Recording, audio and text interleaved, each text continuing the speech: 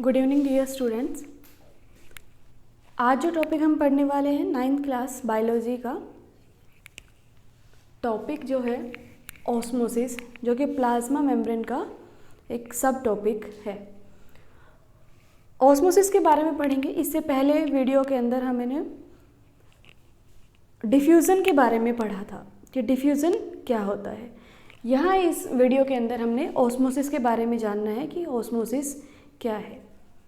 Actual में osmosis जो है डिफ्यूज़न का ही एक पार्ट है। जैसे कि प्रीवियस वीडियो के अंदर हमने पोटाशियम परमैंगनेट को वाटर के अंदर डिज़ोल्व किया था और वहाँ पे डिफ्यूज़न शो हुआ था।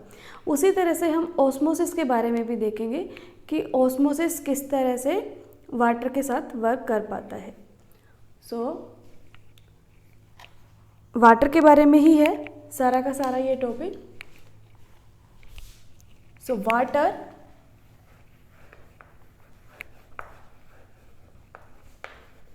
also obey the law of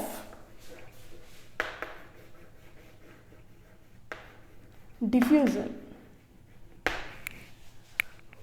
water जो है क्या करता है, डिफ्यूज़न का जो लॉ है उसको फॉलो करता है। किस तरह से फॉलो करता है इसके बारे में भी बात करते हैं। इसके अंदर मोमेंट जो होगी, मोमेंट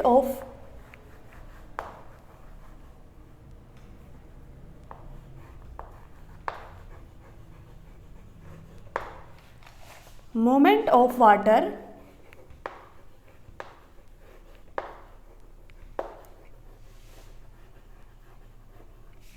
across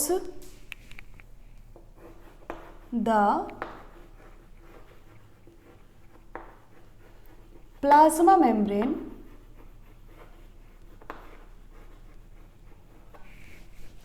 वाटर की मूवमेंट किसके थ्रू, प्लाज्मा मेम्ब्रेन के थ्रू। क्योंकि प्लाज्मा मेम्ब्रेन का ही हम टॉपिक पढ़ रहे हैं, तो प्लाज्मा मेम्ब्रेन बीच में आ जाती है और फिर वाटर की मूवमेंट होती है। Movement of water across plasma membrane is affected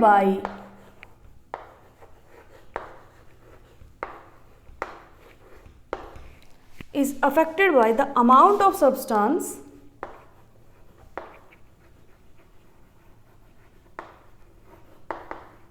of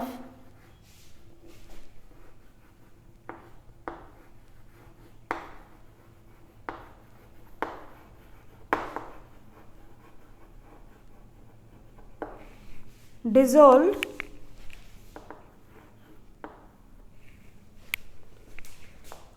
in it। यहाँ क्या कहा गया कि movement of water across plasma membrane is affected by the amount of substance dissolved in it। पानी के अंदर अगर हम कोई भी सब्सटेंस जो है, यहाँ पे सब्सटेंस जो है उसको डिसॉल्व करेंगे तो जो मूवमेंट है वाटर के मॉलिक्यूल्स की वो क्या हो जाएगी, अफेक्ट हो जाएगी। इसका मतलब क्या है कि जैसे जैसे हम इस सब्सटेंस को इंक्रीज करते जाएंगे वैसे वैसे ही वाटर की जो मूवमेंट है वो थोड़ी थोड़ी कम होती जाएगी। जैसे इसका एक एग्जांपल हम देख सकते हैं। आप ने कभी भी नहर या नाले इस तरह की चीज़ें देखी होंगी, तो जैसे जैसे उसके अंदर मड की क्वांटिटी बढ़ती जाती है, मड मतलब उसके अंदर जो रेत है वो बढ़ता जाएगा, वैसे वैसे वाटर का जो फ्लो है वो थोड़ा थोड़ा धीरे धीरे क्या होता जाएगा, कम। तो जितना जितना सब्सटेंस को ऐड करते जाएंगे उससे जो मूवमेंट है वो अफेक्ट होगी। ये सिंपल एग्जाम्पल था, लेकिन यहाँ पे एग्जाम्पल है किसका, प्लाज्मा मेम्ब्रेन का, कि बीच में एक प्लाज्मा मेम्ब्रेन भी होगी और फिर वाटर का जो मूवमेंट है अगर सब्सटेंस उसके अंदर डिसॉल्व है तो उसको क्या करेगा, अफेक्ट करेगा। इसके लिए एक्सपेरिमेंट करेंगे। अभी हम जो सॉल्यूशंस हैं उनके बारे में पढ़ेंगे, तब इसके बारे में जानेंगे कि किस तरह से ये मोमेंट जो है वो अफेक्ट होती है। अभी ऑस्मोसिस की डेफिनेशन एक बार हम देखते हैं कि ऑस्मोसिस क्या है एक्चुअल में। Osmosis is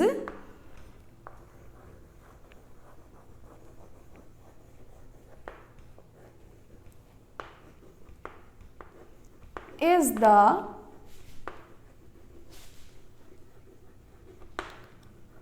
movement of water from a region of high water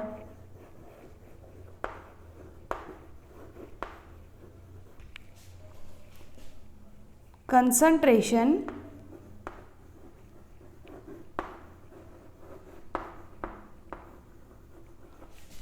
through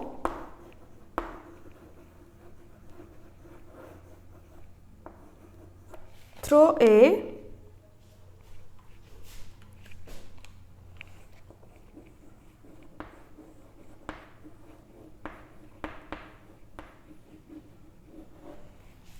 selectively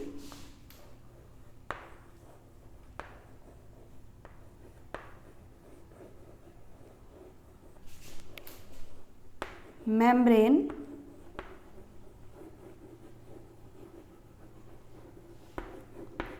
to a region of low water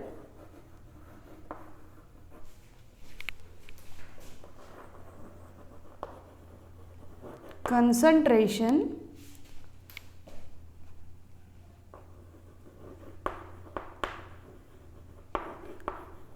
till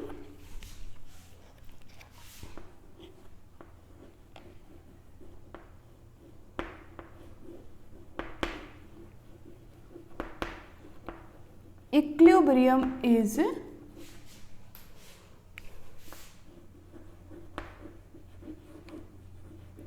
reached.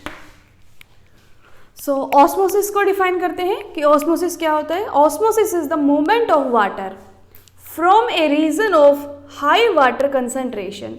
Diffusion के अंदर हमने पढ़ा था कि सब्सटेंस का मूवमेंट जो है वो higher concentration to lower concentration होता है. यहाँ भी उसी तरह ही है, लेकिन यहाँ जो वर्ड ऐड किया गया है वो है क्या, वाटर. सो वाटर का जो कंसंट्रेशन है, क्योंकि ऑस्मोसिस जो है वो स्पेसिफिकली वाटर की ही प्रॉपर्टी है, और इसके साथ और क्या चीज़ ऐड हुई है इसके अंदर, of high water concentration through A selectively permeable membrane. Diffusion के अंदर सेलेक्टिवली परमिएबल मेम्ब्रेन को हमने यूज़ नहीं किया था, लेकिन यहाँ पे सेलेक्टिवली परमिएबल मेम्ब्रेन का होना मस्ट भी है. सेलेक्टिवली परमिएबल मेम्ब्रेन है तो ही हम इस प्रॉपर्टी को ऑस्मोसिस का नाम देते हैं. सो हायर वाटर कंसंट्रेशन, जिधर की तरफ वाटर का कंसंट्रेशन ज़्यादा है, बीच में सेलेक्टिवली परमिएबल मेम्ब्रेन है, और वाटर किधर जाएगा, to a region of low water concentration, मतलब जिधर की तरफ वाटर का कंसंट्रेशन क्या है, कम है. जब तक इक्विलिब्रियम ना हो जाए, मतलब जब तक दोनों तरफ पानी का अमाउंट बराबर ना हो जाए, वाटर का अमाउंट बराबर ना हो जाए, तब तक ये प्रोसेस जो है वो सेमी परमिएबल के मेम्ब्रेन के थ्रू चलता रहेगा. जैसे इसके लिए हम एक एक्टिविटी कर सकते हैं. हम यहाँ पे एक सेल लेंगे. सेल जो है वो किस तरह से, कौन सी सेल यूज़ करेंगे, हम एक एग सेल को भी यूज़ कर सकते हैं. एग सेल को यूज़ करने के लिए हमें क्या करना पड़ेगा, एग को डाइल्यूटेड HCl के अंदर डालना पड़ेगा, जिससे उसके बाहर की जो कैल्केरियस शीट है वो डिज़ोल्व हो जाएगी, और उसके बाद एग जो है सेमी परमिएबल मेम्ब्रेन के साथ आपके पास तैयार हो जाएगा. उसको अलग अलग सॉल्यूशंस के अंदर रखेंगे तो वो ऑस्मोसिस को शो करेगा. या इसके अलावा हम यहाँ पे रेजिन्स को यूज़ कर सकते हैं, किशमिश को यूज़ कर सकते हैं इसके लिए. अभी हम वो सॉल्यूशन बनाएंगे तो फिर आप इसको ऑब्जर्व करेंगे. अब यहाँ क्वेश्चन दिया गया है, what will happen if we put an animal cell और ए प्लांट सेल. हम यहाँ पे या तो एनिमल सेल ले सकते हैं या प्लांट सेल ले सकते हैं, इनटू ए सॉल्यूशन. कोई भी हम सॉल्यूशन बनाएंगे जैसे कि अभी गर्मियाँ हैं तो नॉर्मली आप सॉल्यूशन बनाते होंगे। जब भी आप नींबू पानी बनाते हैं तो वो एक क्या है, एक सॉल्यूशन है जिसके अंदर हम वाटर और शुगर और साल्ट ऐड करते हैं, तो वो क्या है, एक सॉल्यूशन। क्योंकि सॉल्यूशन के अंदर यहाँ पे हमारे पास इसके दो पार्ट्स होंगे, एक तो सॉल्यूट और एक सॉल्वेंट। तो नींबू पानी के अंदर जो आपने वाटर ऐड किया है वो तो है सॉल्वेंट, जिसके अमाउंट जो है ज़्यादा है, और जो शुगर या सॉल्ट यूज़ किया है वो है क्या, सॉल्यूट। तो दोनों जब मिल जाते हैं सॉल्यूट और सॉल्वेंट तो बन जाता है क्या, सॉल्यूशन। तो यहाँ पे यही कहा गया है कि अगर किसी सॉल्यूशन के अंदर हम शुगर और साल्ट वाटर के अंदर ऐड कर दें और फिर उसके अंदर एनिमल और प्लांट सेल को रखें तो क्या होगा। तो यहाँ पे हमारे पास तीन पॉसिबिलिटीज़ हैं, तीन जो है वो चीज़ें हो सकती हैं। यहाँ पे क्या क्या हो सकती हैं देखिए एक बार आप। सबसे पहले है यहाँ पे hypotonic solution.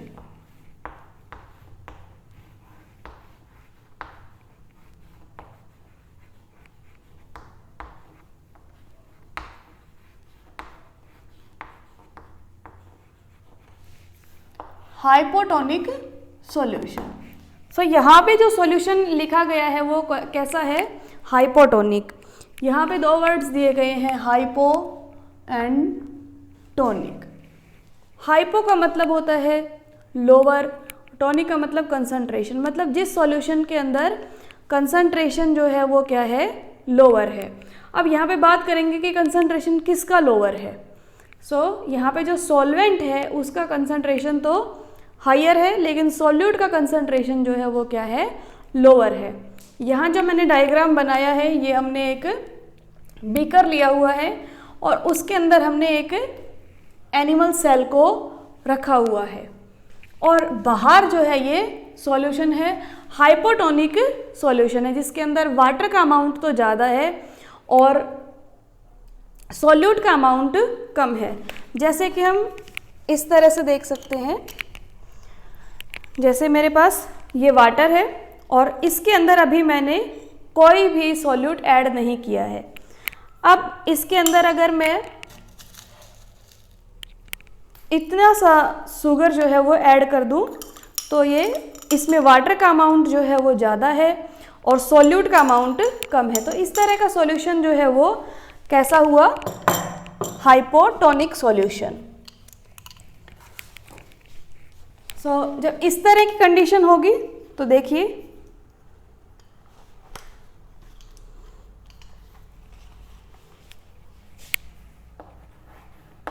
If the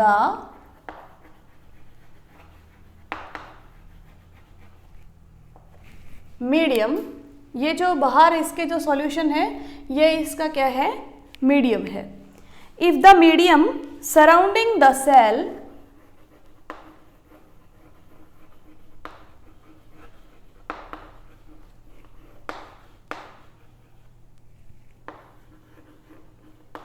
has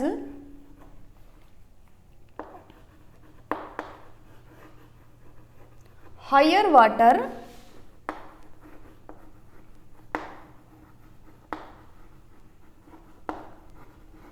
concentration. Water का जो कंसंट्रेशन यहाँ लिया गया है वो कैसा लिया गया है, हायर, और सॉल्यूट का जो कंसंट्रेशन लिया गया है वो क्या लिया गया है, कम।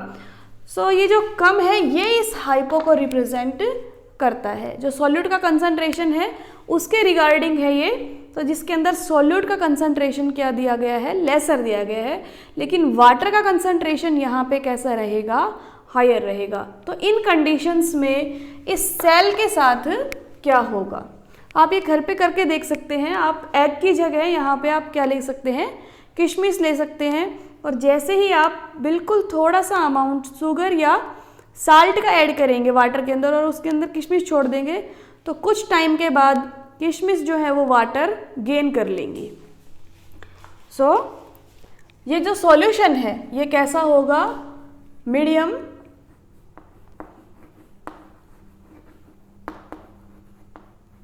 Medium is very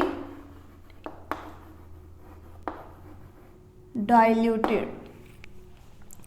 so medium जो है वो कैसा होगा, डाइल्यूट होगा।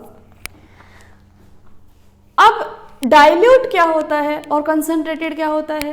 अगर हम सॉल्यूट का अमाउंट कम रखते हैं तो ऐसा सॉल्यूशन डाइल्यूट सॉल्यूशन कहलाता है, और अगर सॉल्यूट का अमाउंट ज़्यादा रखते हैं तो वो कंसंट्रेटेड सॉल्यूशन कहलाता है। जैसे इसका एक एग्जांपल ले सकते हैं, आप वाटर के अंदर सिर्फ 1 या 2 टेबलस्पून शुगर को ऐड कीजिए तो ये डाइल्यूट कहलाएगा। लेकिन अगर हमने वाटर के अंदर बहुत सारा शुगर ऐड कर दिया जिससे शुगर सिरप बन गया है, जिसको हम चाशनी भी कह सकते हैं, अगर चाशनी बन गया है तो वो क्या है, कंसंट्रेटेड सॉल्यूशन है। और डाइल्यूट 1 या 2 टेबलस्पून अगर हमने डाला है तो वो डाइल्यूट सॉल्यूशन कहलाएगा। तो ये जो मीडियम है ये कैसा है, डाइल्यूट है। जब मीडियम डाइल्यूट होता है तो सेल जो है वाटर गेन कर लेती है। सो हमारी जो सेल है, सेल विल गेन वाटर। अब देखिए जब सेल वाटर गेन कर लेगी, अब यहाँ पे ये जो सेल है इसने क्या कर लिया है, वाटर गेन कर लिया है। इसका मतलब इसके अंदर वाटर जो है वो एंटर कर गया है, ठीक है। और जब इसके अंदर किसी भी चीज़ के अंदर अगर वाटर एंटर कर जाता है बहुत सारे अमाउंट में तो उसका साइज जो है वो क्या हो जाता है, इंक्रीज हो जाता है। तो सेल का साइज भी क्या हो जाएगा, सेल जब वाटर गेन कर लेगी तो सेल का साइज क्या हो जाएगा, बढ़ जाएगा। Cell will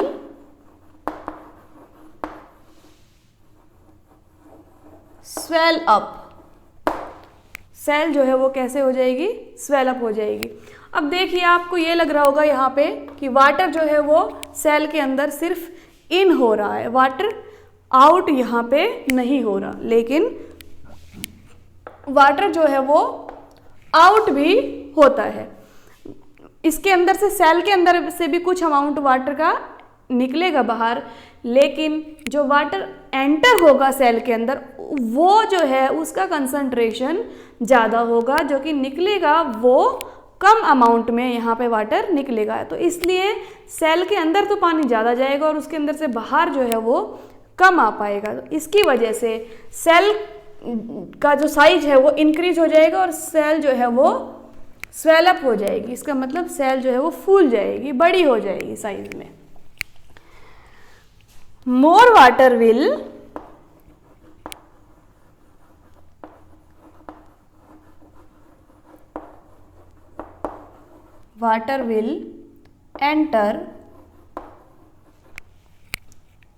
enter into the cell, then will live। Cell के अंदर वाटर जो है वो एंटर तो ज़्यादा होगा बजाय कि सेल के छोड़ने की, ठीक है। सो यहाँ पे जो वाटर है वो क्या हो रहा है, इन हो रहा है। सो वाटर इन, इस सेल के अंदर वाटर जो है वो इन हुआ है, आउट कम हुआ है, ठीक है। तो इसलिए इसका साइज जो है वो बढ़ गया है घटने की बजाय। अब इसी के बिल्कुल अपोजिट जो है हमारा दूसरा सॉल्यूशन जो है वो होगा हाइपोटोनिक से हाइपरटोनिक।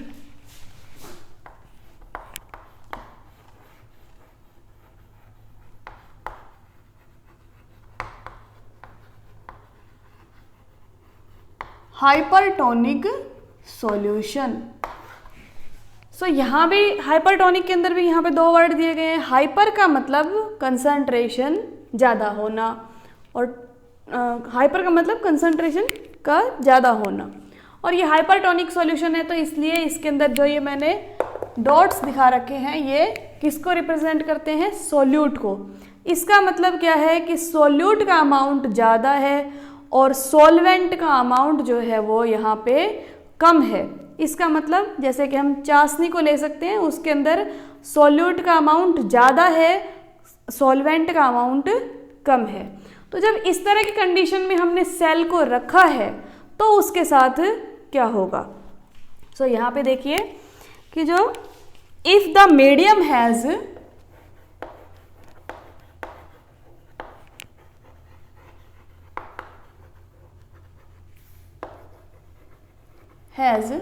लोअर वाटर, यहाँ देखिए वाटर का कंसंट्रेशन जो था वो हाई था, लेकिन इसी के बिल्कुल अपोजिट वाटर का कंसंट्रेशन जो है वो क्या है, लो है।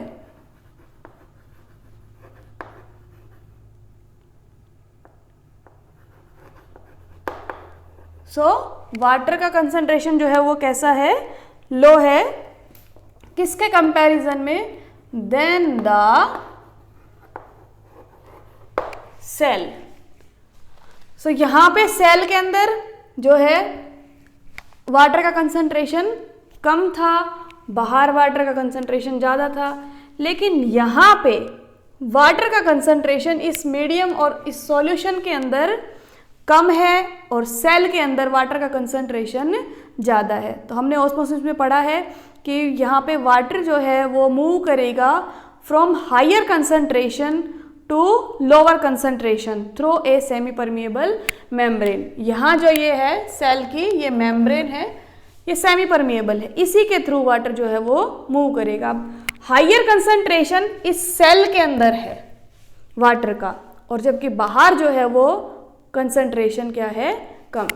तो जब बाहर वाटर का कंसंट्रेशन कम है तो वाटर जो है वो बाहर की तरफ ज़्यादा आ जाएगा और अंदर की तरफ वाटर एंटर कम होगा। इसी की वजह से वाटर के बाहर निकलने की वजह से सेल का जो साइज है वो कैसा हो जाएगा, श्रिंक हो जाएगा और सेल जो है अपने साइज से छोटी हो जाएगी। सो जो कंसंट्रेशन है वो कैसी है, वेरी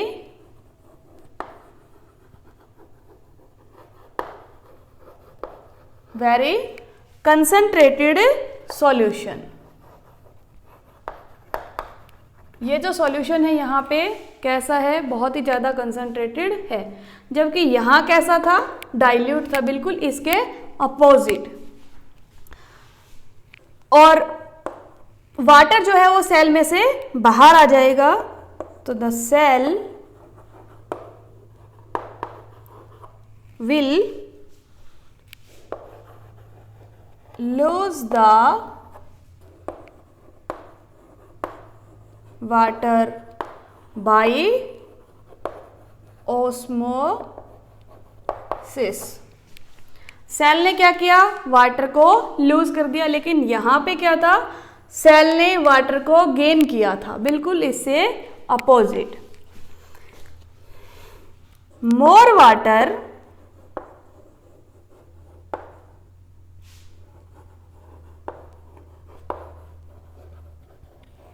leave the cell,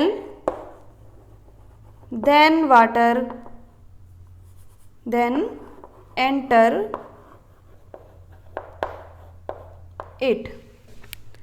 क्या होगा, वाटर सेल के अंदर से ज़्यादा बाहर आएगा उसके अंदर जाने की बजाय, जिसकी वजह से सेल जो है वो क्या हो जाएगी, श्रिंक हो जाएगी। द सेल will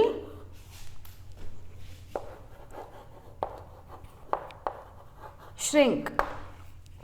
तो सेल जो है वो क्या हो जाएगी, श्रिंक हो जाएगी। इसका मतलब सेल जो है वो सिकुड़ जाएगी, उसका साइज जो है वो छोटा हो जाएगा। आप ये करके देख सकते हैं, बिल्कुल जिस तरह से हमने जो किशमिश थी जब ऐसे वाटर के अंदर डालेंगे तो उसका साइज जो है वो बढ़ जाएगा, साइज में वो कैसी हो जाएगी, थोड़ी सी स्वेलअप हो जाएगी, थोड़ी सी इंक्रीज हो जाएगी साइज में, और उसका साइज बढ़ जाएगा और वो थोड़ी सी स्वेलअप हो जाएगी। अब जब इसी किशमिश को हम क्या करेंगे, बहुत सारे साल्ट वाटर के अंदर डालेंगे, मतलब वाटर के अंदर हमने बहुत सारा साल्ट डाल रखा है या बहुत सारा शुगर डाल रखा है, उसके अंदर किशमिश को अगर डालेंगे तो किशमिश जो है वो वापस से श्रिंक हो जाएगी। ठीक है, किशमिश का साइज जो है वो बिल्कुल कैसा हो जाएगा, छोटा हो जाएगा, क्योंकि वो अब हाइपरटोनिक सॉल्यूशन में है। इसके अलावा एक और भी सॉल्यूशन है हमारे पास जिसको हम कहते हैं आइसोटोनिक।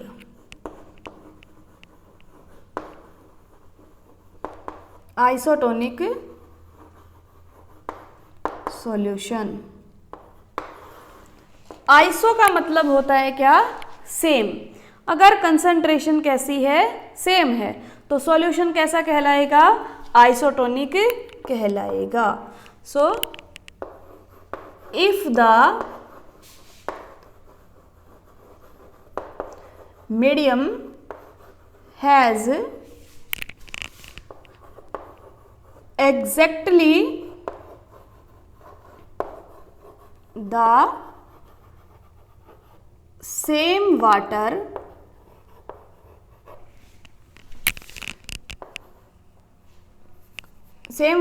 concentration